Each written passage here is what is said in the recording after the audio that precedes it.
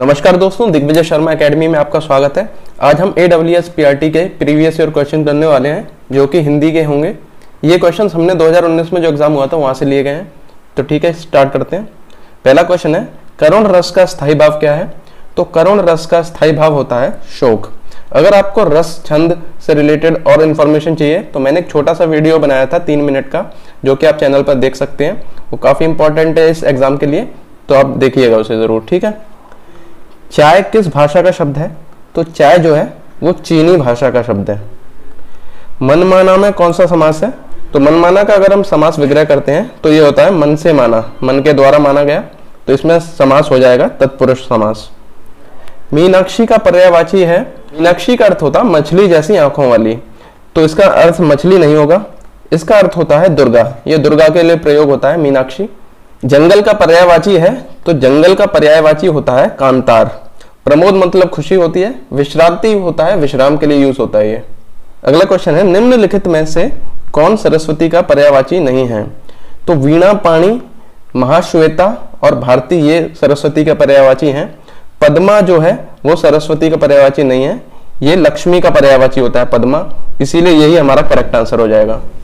गुरु के समीप रहकर अध्ययन करने वाला के लिए एक शब्द है, तो जो गुरु के समीप रहकर अध्ययन करता है उसे हम कहते हैं अंतेवासी। चौपाई के प्रत्येक चरण में मात्राएं होती हैं, तो चौपाई के प्रत्येक चरण में 16 मात्राएं होती हैं। तो जो रस वाला मैंने वीडियो बनाया था उसमें चौपाई के बारे में भी बताया था, तो आप उसको जरूर देखिएगा। प्रेमचंद किस प्रवृत्ति के उपन्यासकार थे? तो प्रेमचंद जो है वो यथार्थ उन्मुख आदर्शवादी उनकी प्रवृत्ति थी। तो डी आंसर हमारा करेक्ट हो जाएगा। प्रेमचंद का असली नाम धनपत राय श्रीवास्तव था। उनके कुछ प्रसिद्ध उपन्यास हैं सेवा सदन, रंगभूमि, कायाकल्प, गबन, निर्मला और गोदान। कवि का स्त्रीलिंग शब्द है, तो जो कवि का स्त्रीलिंग होता है उसमें ये ई की मात्रा नहीं आता है, कवयित्री है, तो ये सही हो जाएगा। ऑप्शन हमारा करेक्ट आंसर हो जाएगा। निम्न में से दलित आत्मकथा नहीं है, तो अपने अपने पिंजरे, जूठन और तिरस्कृत ये सब दलित आत्मकथा है। मेरी असफलताएं ये एक दलित आत्मकथा नहीं है, तो यही हमारा करेक्ट आंसर हो जाएगा। पुस्तक से कौन सा विशेषण बनेगा? तो जो पुस्तकालय है ये एक संज्ञा है, पुस्तकें इसका बहुवचन हो जाता है, पुस्तकों ये तो कुछ होता ही नहीं है। पुस्तकीय है ये इसका विशेषण होगा, पुस्तक का विशेषण होता है पुस्तकीय।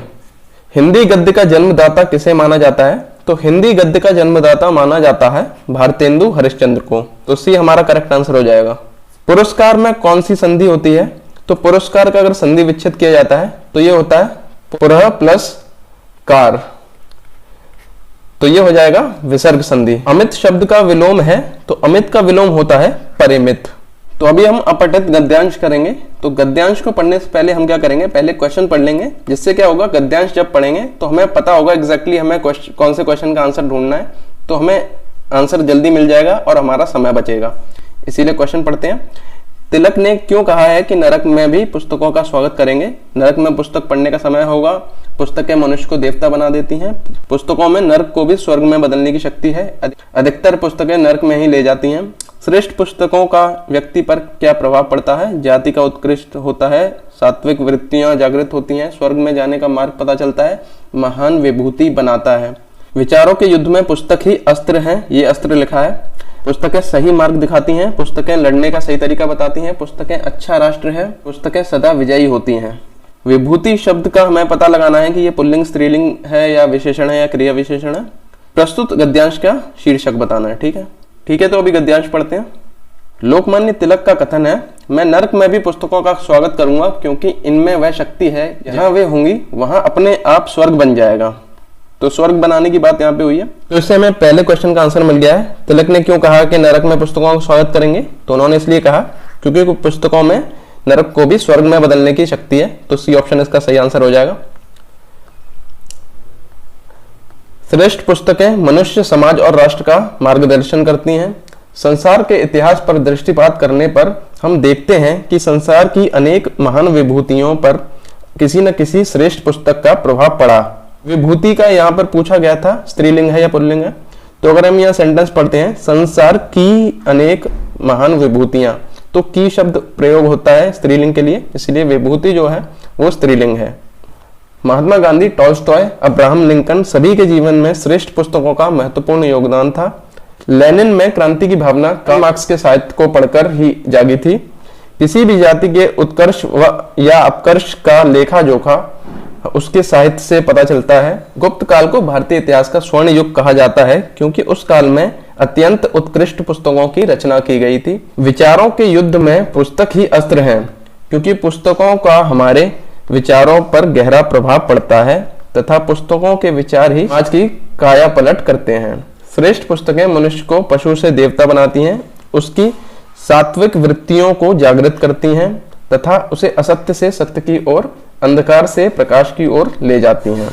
तो चलिए क्वेश्चन देखते हैं अभी। श्रेष्ठ पुस्तकों का व्यक्ति पर क्या प्रभाव पड़ता है? जाति का उत्कर्ष होता है, स्वर्ग में जाने का मार्ग पता चलता है, महान विभूति बनाता है, सात्विक वृत्तियां जागृत होती हैं। तो ये हमने पढ़ा है, सात्विक वृत्तियां जागृत होती हैं, ये पैसेज में दिया गया था। विचारों के युद्ध में पुस्तक ही अस्त्र है, अर्थात पुस्तक सही मार्ग दिखाती हैं। पुस्तकें अच्छा राष्ट्र हैं, तो इसका कोई मतलब नहीं है। पुस्तकें सदा विजयी होती हैं, ये भी नहीं बताया। पुस्तकें लड़ने का सही तरीका सिखाती हैं, तो ये भी गलत है। तो ऑप्शन ए सही होगा, पुस्तकें सही मार्ग दिखाती हैं। विभूति शब्द क्या है? तो ये हमने देखा था, विभूति क्या है? वो एक स्त्रीलिंग है। प्रस्तुत गद्यांश का उपयुक्त शीर्षक होगा, तो पहला ऑप्शन है जीवन में पुस्तकों का महत्व, नरक में पुस्तकें, श्रेष्ठ मनुष्य और पुस्तकें, पुस्तकें एक खतरनाक अस्त्र। तो ये तीनों ही ऑप्शन गलत है। जीवन में पुस्तकों का महत्व सही इसका शीर्षक हो जाएगा, तो यही हमारा आंसर हो जाएगा। तो हमारे क्वेश्चन यही खत्म होते हैं। अगर आपको वीडियो पसंद आया तो वीडियो को लाइक कीजिए। अगर आप AWS PRT की सीरियसली तैयारी कर रहे हैं तो मेरे चैनल को विजिट कीजिए, वहां आपको सब्जेक्ट वाइज प्लेलिस्ट मिल जाएगी जिससे कि आपको पढ़ने में काफी आसानी होगी। अगर आप ऐसे ही वीडियोस और देखना चाहते हैं तो दिग्विजय शर्मा एकेडमी को सब्सक्राइब कीजिए। मिलते हैं अगले वीडियो में।